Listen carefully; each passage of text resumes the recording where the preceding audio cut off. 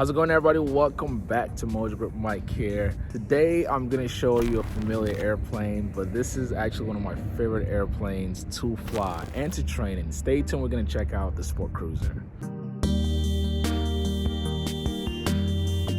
Not just any SportCruiser. Standing in front of you here is actually my baby. Some of you have already been introduced to this airplane. If you are not, welcome to Mojo Group. So I've covered the SportCruiser over the years. I've covered both this model and the newer models, which, by the way, what you're looking at here is a 2014 model of the SportCruiser. And whether you're buying a 2010 or a 2014 or 2018, a lot of the plane is still exactly the same, except of course you look very closely. So let me give you a little bit of history. The Cruiser was first introduced into the United States market back in 2008, and at the time it had a little thing going on with Piper Aircraft bought in to license this plane, but unfortunately the honeymoon phase kind of went away and Piper decided not to fly or sell the SportCruiser anymore, and then it went from Piper Sport back to SportCruiser. So what you're looking at here is an actual SportCruiser,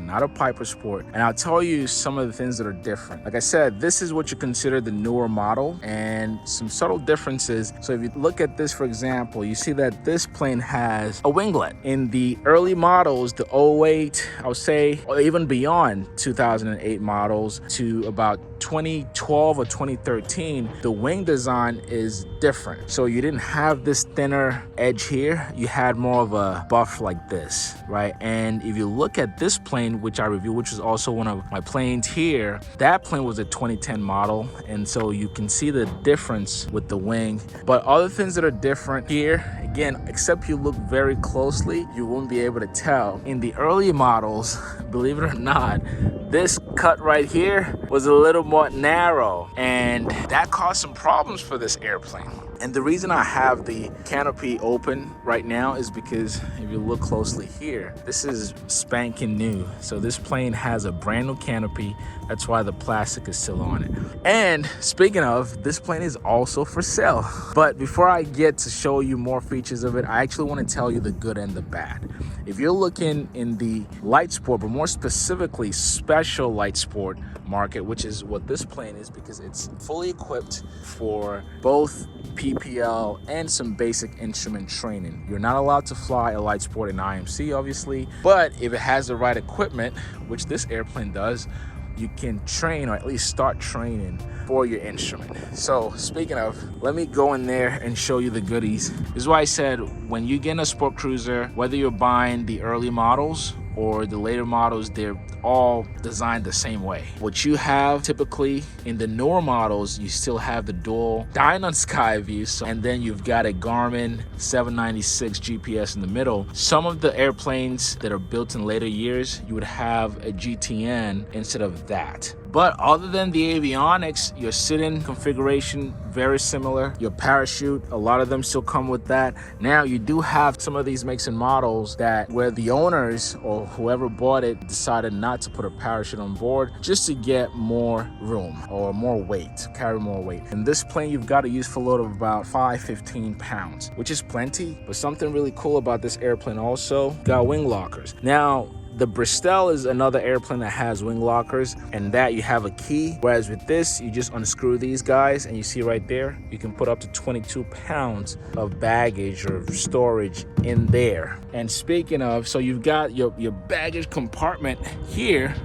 Can you see it? Good. Do you see over there how much load you can put there? It says 40 pounds. So you can put up to 40 pounds in the back. You've got another 22 pounds here. And guess what? You have another 22 pounds on this end here. So in total, you can carry 44 pounds in the wings and then another 40 pounds in there. And you do have more than enough ample space to load up, whether you're just flying or if you have a passenger, you've got nice room here to go somewhere to fly. Now, let me tell you, like I said, the bad and the ugly about this airplane, because I want to be brutally honest for anyone who's looking at this airplane. SportCruisers are notorious for overheating, okay? And that's because, well, this plane uses a Rotax 912 engine, which is a small engine, so why on God's green earth is this thing overheat? Well, depending on where you are, right? So here in the Southeast, during the summer, it gets very hot, very humid. And so if you're on the ground too long, you will start see the temperature rise on your cylinder head temperatures. And the main reason, guys, you see this nice hole here? This was never there. This didn't come from the factory, right? So this we had to put in, right? So from the factory, the cowling design, you had this closed off and you also had this closed off. And then I told you the early models, you had a much narrower cut here, which again limits the amount of air that the engine is breathing. So you have all those things going against this guy. Well, when we got this airplane, we decided, well, we're not gonna take that mess. So we were able to get a letter from the company to cut this nice hole, right? So now you have this guy open, and you have this guy open, which by the way, the 912 is both liquid and air cooled, but you needed more air to cool the engine. So after we cut this vent in, we also went ahead and changed out the radiator, which did wonders. So as far as the overheating goes, no more for this airplane. So if you were buying this plane, you would no longer have that problem. Now let me tell you other bad and ugly about the SportCruiser. I'm gonna have to get down on the ground. I want you to get all the technical details possible. Do you see that right there? You can see this hose is different. Now when you buy this thing directly from the factory, it comes with these rubber plastic tubes for your brakes. And depending on how you fly the airplane, you generally will have leaks often, and or you may have to change and work on your brakes more often than you want to. And we solved this problem also. So right now this airplane has a brand new braking system, thicker tubes, and these last much longer than the plastic cheap rubbery ones that come from the factory. And don't mind the wheels right now, they're naked, but the wheel pants are in the hangar.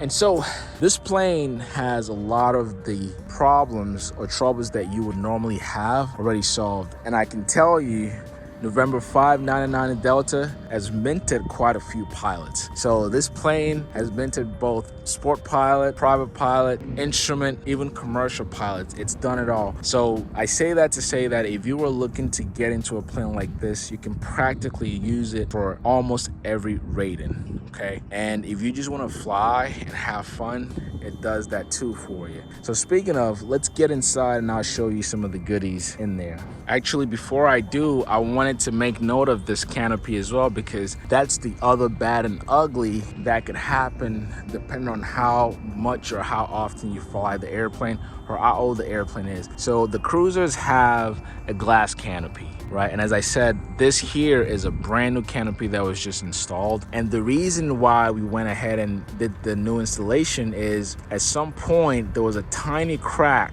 just right here, right about here, which made the glass detach from the airframe. We could have patched it up, and sometimes owners do that, but to have the safest bet, we just decided to order new canopy and have it installed. That was an $11,000 job. Now, I will say for someone looking at this, your maintenance on this airplane is little to none if you're using it as a private airplane or even for a flying club, right? A lot of what you'll be buying are parts from Rotax. The plane itself is built so good. Like, I can't say enough about how rugged this airplane is, and it's the reason why I hate to see it go, because it's such a beautiful airplane, but it's actually an airplane that's built really well. So it can take anything you throw at it. But that said, your maintenance cost is not going to be off the roof, right? So a lot of it is stuff you buy for the engine part. You generally don't need to buy anything directly from factory other than this, of course. This is the only part we've had to pick up directly from the company or the distributor. But anyway, let me show you the interior. You can see you've got nice something to rest your elbow there, but to get in the cruiser, you basically just step in.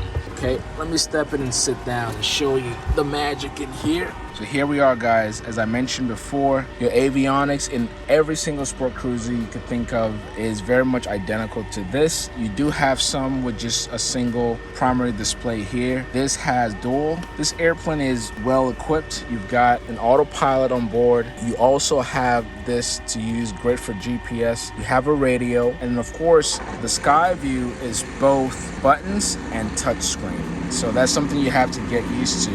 You come down here, let me remove this. You come down here, because this is a special light sport, you have one power lever. Okay, this is your choke here. And you have a parking brake. So it's a very simple design, simple cockpit, and simple airplane to fly. You do have a parachute on board. And of course, you've got your stick and rudder. And the rudders are adjustable with your foot, so you can push or push the rudder forward or backwards. And of course, your seat are static. You can't adjust the seats, so you can adjust the rudder pedals. Now, let me show you what it looks like actually sitting in this airplane. Here we are. Again, I'm your average guy, and you can see here more elbow room. If somebody was sitting right next to me right now, it would not be a problem. So sitting in here, grown adults, you should be fine. If you're on the wider side, I will say maybe this panel here, if I can get the camera on it, may be in the way, but honestly, I still have a good maybe 5 or 6 inches before I'm touching this. So except you're really big on the wider side, you might find it a little tighter in here. But outside of that, you should be pretty comfortable in this airplane. And I can't say enough. I don't want to close this because it's hot, but if I did, I cannot say enough about the visibility in this airplane. So I'm going to close it, and then I'm going to show you what it looks like from the cockpit in here. Right. So if you're sitting in the SportCruiser, this is what your view is going to look like. And again, don't mind the plastic. We still got to scrape that off, right? You've got, man, you can see everything. And you've also got that little back window, right? So look at this. This is how you would be flying this airplane. And you've obviously, some of you have already seen me fly in this plane. You would not have a problem seeing anything. That I promise you. The next thing you're gonna consider with a plane like this, obviously, is the cost, but also hangar and all that good stuff. I can tell you once again, maintenance on this, as long as you run it well and you keep up with the maintenance, it's pennies on the dollar compared to other counterparts. Say like a 172, or you have an older 150 or 152. And this plane does perform similarly to those airplanes. So in a SportCruiser, you're cruising anywhere from 105 to 110 knots. And this plane also takes car gas.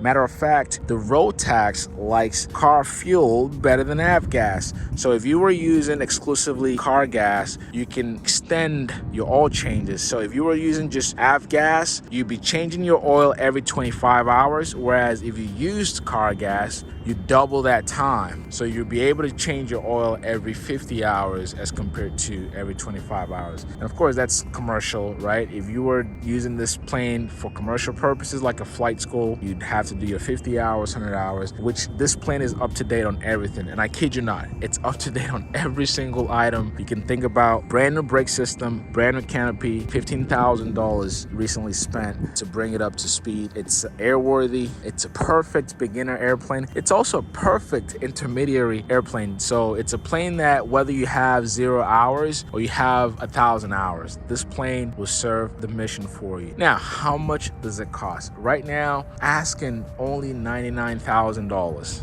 Only $99,000. I wanted to price it to sell because you look at a 2014 model on the market right now, you're looking between $140,000 and $180,000, depending on how many hours left. This plane still has a good 500 hours left on the engine. So you still, if you buy it as a private plane, that's 5 to 10 years worth of flying. And all the trouble stuff has already been done for you. Like I said, you have a vent now, you have a new canopy, you have a brand new braking system that will last for years compared to the rubber tubing. Okay, so consider all of that. And of course, all the logbooks are here and up to date. If you have any interest whatsoever in this aircraft, please shoot me an email, mike@mojogrip.net. And of course, if you want to learn how to fly, also shoot me an email because I would love to take you up either in this airplane, but more so in our brand new airplanes, which I've already showed you guys. And for that, just go to lookupflightacademy.com, schedule a demo flight, and I hope to see you soon.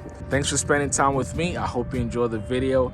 If you did, please give it a thumbs up, and I will catch you on the next video. Peace.